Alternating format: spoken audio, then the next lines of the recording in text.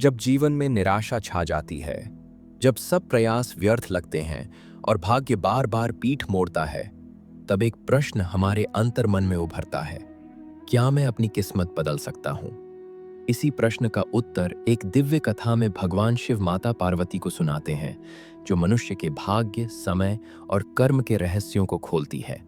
एक दिन कैलाश पर्वत पर माता पार्वती ने भगवान शिव से पूछा, प्रभु, यदि मनुष्य अपने जीवन में निरंतर प्रयास कर रहा हो और फिर भी उसे केवल दुख मिले, तो क्या वह अपने भाग्य को बदल सकता है?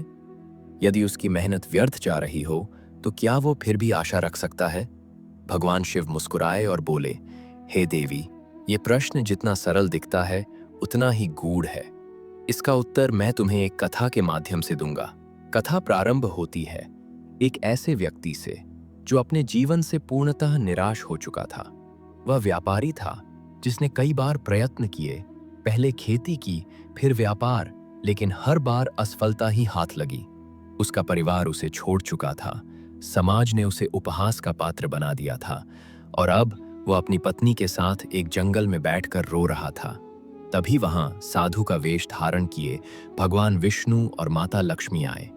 उन्होंने उस व्यक्ति से उसके दुखों का कारण पूछा। वह बोला, मुझे लगता है मेरी किस्मत ही खराब है। जितना मेहनत करता हूं उतना ही हारता हूं। अब तो जीवन भी निरर्थक लगने लगा है। भगवान विष्णु ने गहरी दृष्टि से उसे देखा और पूछा, तुम्हें दुख अपने असफल होने का है या अपने मित्र की सफलता का? यह सुनकर व्यापारी स्तब्ध रह गया। उसने स्वीकार किया कि उसे अपने मित्र की सफलता से जलन होती है। तब भगवान विष्णु बोले, जब तुम्हारी खुशी किसी और की हार से जुड़ी हो और दुख किसी और की सफलता से, तब तुम अपने जीवन के स्वामी नहीं रह जाते। तब तुम केवल परिस्थितियों और दूसरों की मानसिकता के गुलाम बन जाते हो। इसी सोच ने तुम्हें असफलता दी है। यहाँ भगवान शिव माता पार्वती से कहते हैं, मनुष्य का सबसे बड़ा शत्रु उसका अहंकार और तुलना की प्रवृत्ति है। जब तक वो दूसरों से अपने जीवन की तुलना करता रहेगा, तब तक वो कभी सच्चा आनंद नहीं पा सकता। फिर भगवान विष्णु ने व्यापारी को एक छोटी डिबिया दी और कहा, इसे तब खोलना जब तुम्हें लगे कि अब जीवन में कोई मार्ग नहीं बचा।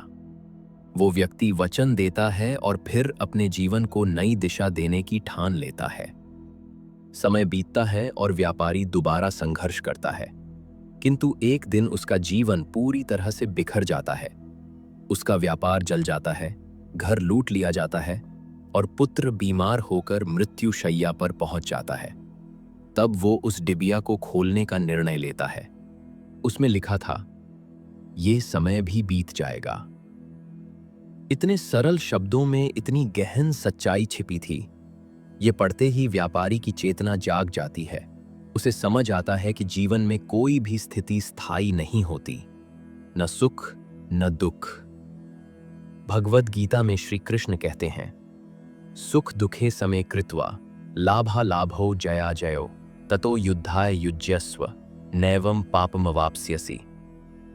अर्थात सुख दुख, लाभ हानि, जय पराजय को समान समझो और अपने कर्म में लगे रहो, तभी तुम पाप से बच सकोगे। ये श्लोक उस व्यापारी के जीवन में भी सत्य हुआ। उसने न केवल परिस्थिति को स्वीकारा, बल्कि नई ऊर्जा से फिर कार्य आरंभ किया। कठिन परिश्रम और लगन से वो सफल बना और समाज का एक प्रतिष्ठित व्यक्ति बन गया। भगवान शिव फिर कहते हैं, मनुष्य अपने कर्मों से ही भाग्य को रूप देता है। भाग्य पत्थर पर लिखा कोई अटल सत्य नहीं है। वो मिट्टी की तरह है, जिसे तुम्हारे कर्म, विचार और आत्मविश्वास आकार देते हैं। माता पार्वती ने विस्मय से पूछा, प्रभु, लेकिन क्या समय और परिस्थिति पूर्व निर्धारित नहीं होती? भगवान शिव बोले, समय और परिस्थिति भी उसी गति से बदलती हैं जैसे रात्रि के बाद दिन आता है। यह सृष्टि की स्वाभाविक गति है। भगवद गीता में भी श्री कृष्ण अर्जुन से कहते हैं, कर्मण्येवाधिकारस्ते मां फलेषु कदाचन। तो अध्याय 2 श्लोक 47। अर्थात तेरा अधिकार केवल कर्म पर है, फल पर नहीं। तू केवल अपना कर्म कर। इस कहानी के माध्यम से यह स्पष्ट होता है कि पूजा पाठ, भक्ति और सत्कर्म व्यर्थ नहीं जाते। बल्कि वे हमारे बुरे भाग्य को टालने की क्षमता रखते हैं। हम प्रायः यह शिकायत करते हैं कि जो अधिक पूजा करता है वही दुखी क्यों है, जबकि एक नास्तिक सुखी है। इसका उत्तर भगवान श्री कृष्ण ने गीता में बहुत सुंदर दिया है। उद्धरेदात्मनात्मनम नात्मानम अवसादयेत, आत्मैव ह्यात्मनो बंधुरात्मैव रिपुरात्मनः। अध्याय 6 श्लोक 5। अर्थात मनुष्य को स्वयं ही अपने द्वारा अपना उद्धार करना चाहिए, क्योंकि वही आत्मा उसका मित्र है और वही उसका शत्रु। जो व्यक्ति बाहरी सुख और प्रशंसा की खोज में भटकता है वो अंततः दुखी होता है, और जो व्यक्ति अपने अंदर का दीपक जलाता है वह चाहे कितनी भी कठिनाई हो अपने जीवन की दिशा को बदल सकता है। इसलिए यदि तुम पूजा पाठ करते हो तो उसे सौदेबाजी नहीं, आत्मबल की साधना बनाओ। अगर जीवन में कठिन समय है तो उसे भगवान की परीक्षा मानो, क्योंकि शास्त्र कहते हैं हर रात के बाद सुबह होती है। भगवान शिव की यह कथा हमें यही सिखाती है, समय चाहे जैसा हो बीत जाएगा, पर तुम अपने अंदर के प्रकाश को जलाए रखो। तुम्हारा भाग्य तुम्हारे हाथों में है।